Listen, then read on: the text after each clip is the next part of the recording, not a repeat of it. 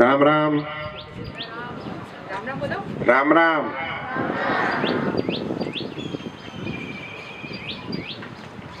રાષ્ટ્રીય રમતગમત દિવસ આ દેશના પનોતા પુત્ર અને વિશ્વવિખ્યાત ખેલાડી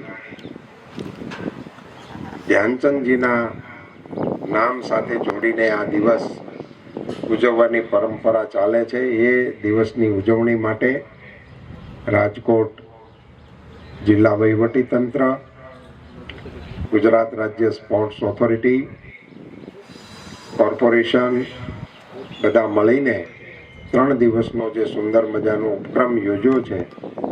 એ કાર્યક્રમમાં ઉપસ્થિત આપણા લાડીલા મેયર બેન નૈનાબેન, આપણા ધારાસભ્ય બેન દર્શિતાબેન, કલેક્ટર શ્રી, જિલ્લા વિકાસ અધિકારી શ્રી, જિલ્લા રમતગમત અધિકારી શ્રી, કોર્પોરેશનના સૌ અધિકારીશ્રીઓ, સૌ રમતમાં ભાગ લેવાવાળા ભાઈઓ અને બહેનો, જેમણે પણ રમતગમતના ક્ષેત્રમાં આગવું યોગદાન આપ્યું છે એવા સૌ રમતવીરો, પ્રેસ મીડિયાના મિત્રો, આપ સૌ ને મારા નમસ્કાર.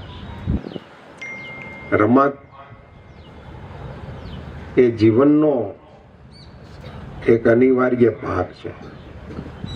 કામ એકલું જ માત્ર જીવનનું લક્ષ્ય ના હોવું જોઈએ.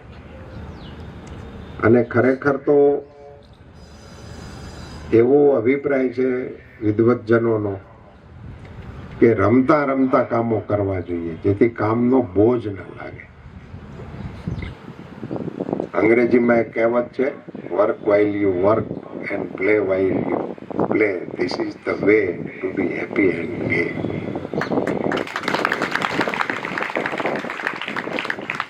આપણે ત્યાં રમતગમતનો પિરિયડને ફ્રી પિરિયડ માનવામાં આવતો અમે ભણતા ત્યારે. હમણાં તો બહુ સરસ સુધારા થઈ ગયા.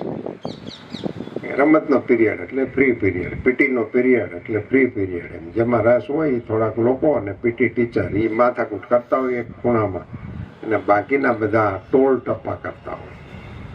પછી ખબર પડી જ્યારે એકચ્યુઅલ સમાજના મેદાનમાં ઉતરવાનો વારો આવ્યો ત્યારે ખબર પડી કે શ્વાસ તો બહુ ચડે છે. એનું કારણ એ હતું પ્રેક્ટિસ જ નહોતી કરી. જો પ્રેક્ટિસ કરી હોત તો સમાજ જીવનમાં જ્યારે આપણે જઈએ ત્યારે આપણને શ્વાસ ન ચડે. એટલે દરેક વિદ્યાર્થી ભાઈ બહેનોએ રમતગમતની અંદર પૂરા દિલથી ભાગ લેવો જ જોઈએ.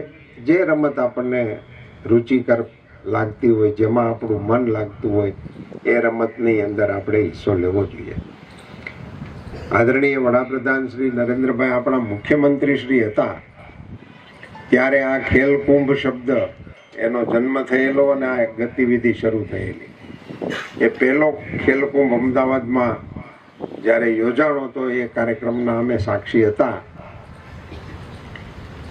કુંભ શબ્દને રમતગમત સાથે જોડવા માટેનો આ એક પહેલો પ્રયાસ હતો. આપણે આ દેશની અંદર કુંભ શબ્દ રાષ્ટ્રીય ઘટનાઓ માટે યોજાતો શબ્દ છે. આખું રાષ્ટ્ર જેમાં ઇન્વોલ્વ થાય એને કુંભ ગણવામાં આવે છે. એની આપણા કુંભની સાથે હમણાં જ કુંભ મેળો યોજાણો પ્રયાગમાં, અને આપણે બધાએ જોયું કે 70 કરોડથી વધારે લોકોએ એમાં ભાગ લીધો, એટલે એને કુંભનું સ્ટેટસ આપવામાં આવે છે. એવો ખેલ કુંભ એ મોદી સાહેબે એ વખતે શરૂ કર્યો. ત્યારે બધાના મગજમાં એમ હતું કે આ સરકારી કાર્યક્રમોની જાહેરાત કરવા માટેનો આશય છે. ત્યારે એ લોકોના ધ્યાનમાં નહોતું કે રમતગમત ક્ષેત્રના રાજ્યના અને ભારત સરકારના નિયમોમાં આમૂલચૂલ પરિવર્તન કરી અને ખેલને પ્રોત્સાહન આપવાની નવી નીતિની એ ઉદ્ઘોષણા હતી. મને કહેતા ખૂબ જ ખુશી થાય છે. હમણાં કલેક્ટર સાહેબ રસ્તામાં અમે ચાલતા આવતા હતા ત્યારે એમણે વાત કરી કે DLS સ્કૂલના જે વિદ્યાર્થીઓ હતા એમણે કાલે થોડા કાર્યક્રમો આ મૂળ કાર્યક્રમના ભાગરૂપે અહીંયા યોજ્યા હતા. આ કોન્સેપ્ટ કેવી રીતે આવ્યો? ભાઈ રમતા હોય ને એમાં જો શ્રેષ્ઠ ખેલાડીઓ હોય તો એ ખેલાડીઓનો તમામ ખર્ચ એ રાજ્યની સરકાર ઉઠાવશે, એવો વિચાર તે દિવસે સુધા નહોતો આવતો. અમે રમત રમતા હતા તો નિકેપ કોઈ લઈ નહોતું દેતું. હું કબડ્ડી રમતો હતો તો નિકેપે આપણે ઘરેથી લઈને જવી પડે, નહીતર ગોઠણ સોલાય. આવી સ્થિતિ હતી. એને બદલે એનો ભણવાનો તમામ ખર્ચ એ રાજ્યની સરકાર ઉપાડે. જો તમે રમતગમતની અંદર એક લેવલનું પ્રદર્શન કરવામાં સફળ થાવ તો તમારી ભણતરની તમામ જવાબદારી રાજ્ય સરકાર ઉપાડે. એ યોજનાનું નામ DLS છે. આવી યોજના એમાંથી આકાર પામી અને રાજ્ય સ્તરે અને રાષ્ટ્રીય સ્તરે ખેલાડીઓને પ્રોત્સાહન આપવાની સરકારની અને ખાસ કરીને મોદી સાહેબની નીતિને કારણે. પધારો રામભાઈ. ના ના કશો વાંધો નહીં. તો એ નીતિને કારણે આજે રાજ્યની સરકાર અને કેન્દ્ર સરકારના પ્રોત્સાહનને કારણે ભારત દેશના દીકરા દીકરીઓ વિશ્વના મંચ ઉપર આપણો ભારતનો વટ પાડી રહ્યા છે. એમ કહેવામાં મને જરાય અતિશયોક્તિ લાગતી નથી. એ આ નવી રમત ગમતની નીતિઓનું પરિણામ છે. આપણે બધાએ પણ એમાં દિલથી ભાગ લેવો જોઈએ. હું જિલ્લાના વહીવટી તંત્રને, કોર્પોરેશનના અધિકારીઓને અને સ્પોર્ટ્સ ઓથોરિટી ઓફ ગુજરાતના તમામ અધિકારીઓને અભિનંદન આપીશ કે આ પ્રવૃત્તિને વેગ આપવા માટે ત્રણેય કક્ષાએથી ખૂબ સરસ રીતે દાન ફેસાની કરનારા જે આપણા જવાનો છે એ જેટલું યોગદાન આપી રહ્યા છે એટલું જ યોગદાન જો તમે તમારી ઉંમરમાં મેદાનમાં રમત ગમત કરી અને સ્વસ્થ નાગરિક બનવાનો પ્રયાસ કરો ને, એ મોટી દેશભક્તિ છે. એવું કામ આ કામ છે. એની અંદર આપણે બધાએ જોડાવવું જોઈએ. તો સ્વસ્થ ભારત બનશે, તો સમૃદ્ધ ભારત બનાવવામાં આપણે વ્યક્તિગત યોગદાન આપ્યું ગણાશે. એવી એક સુંદર પ્રવૃત્તિનો આજે રાષ્ટ્રીય રમતગમતના ઉપક્રમે પ્રારંભ થઈ રહ્યો છે. એને સંપૂર્ણ સફળતા ઈચ્છું છું. ખૂબ સારી રીતે આ કાર્યક્રમ સફળ થાય એવી શુભકામનાઓ પાઠવું છું. બધા જાણો છો એ પ્રમાણે મોદી સાહેબે એક નવો આયામ સાંસદ સભ્યશ્રીઓને પણ સોંપ્યો છે. બધા સંસદ સભ્યોએ સાંસદ ખેલ મહોત્સવ અને સાંસદ સાંસ્કૃતિક મહોત્સવ એ કરવો જોઈએ.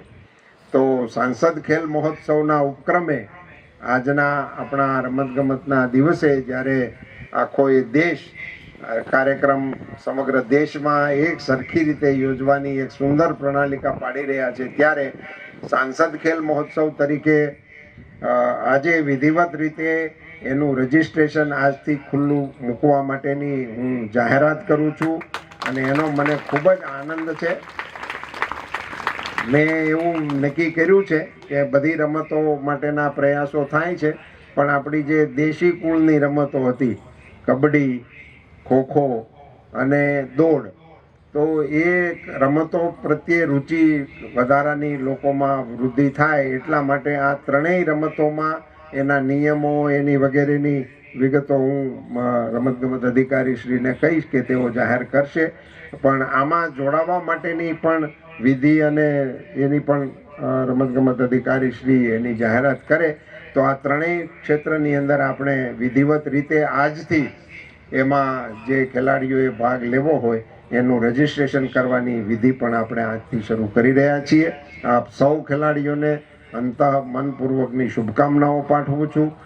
રમતી વખતે રમત એ આપણું લક્ષ્ય હોય છે, હાર કે જીત એ આપણું લક્ષ્ય હોતું જ નથી. સ્પોર્ટ્સમેન સ્પિરિટ એ આની બાય પ્રોડક્ટ છે. હારને કેટલી સરસ રીતે જીતેલો ખેલાડી એ હારેલા ખેલાડીનું હસ્તધૂનન કરીને એને જ્યારે અભિનંદન આપતો હોય છે તો એ પછી જિંદગીમાં બહુ મોટા કામમાં આવતા હોય છે. મોઢા ફૂંગરાવીને નાની નાની વાતમાં ફરનારા લોકોને આ સ્પોર્ટ્સમેન સ્પિરિટ એ જિંદગીને સરળ બનાવવા માટેનો મોટો આયામ શીખવાડતા હોય છે. એવીમાં કામયાબી આપ સૌને પણ મળે એવી ભગવાન ભોળાનાથને પ્રાર્થના કરું છું ને આપ સૌને શુભકામનાઓ. રામ રામ. નમસ્કાર, આજના મુખ્ય સમાચારોમાં વાત કરીએ. રાજકોટ શહેરમાં ખેલ રત્ન મેજર ધ્યાનચંદજીની જન્મ જયંતિ નિમિત્તે નેશનલ સ્પોર્ટ ડેની ઉજવણી યોજાઈ. આ કાર્યક્રમ મેજર ધ્યાનચંદ ઓકે ગ્રાઉન્ડ રેસકોર્સ ખાતે સ્વપ્ન થયો. કાર્યક્રમમાં રાજ્યસભાના સંસદ રામભાઈ મોકરિયા, સંસદ સભ્ય પરસોત્તમભાઈ રૂપાલા, ધારાસભ્ય દર્શિતાબેન શાહ તેમજ મ્યુનિસિપલ કોર્પોરેશનના મેયર નયનાબેન પેઢડિયા ઉપસ્થિત રહ્યા.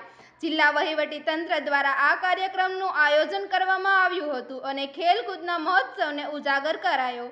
વધુ સમાચાર જોવા માટે જોતા રહો આરપી ગુજરાત ન્યૂઝ રાજકોટ. સુરક્ષિત રહો. ધન્યવાદ.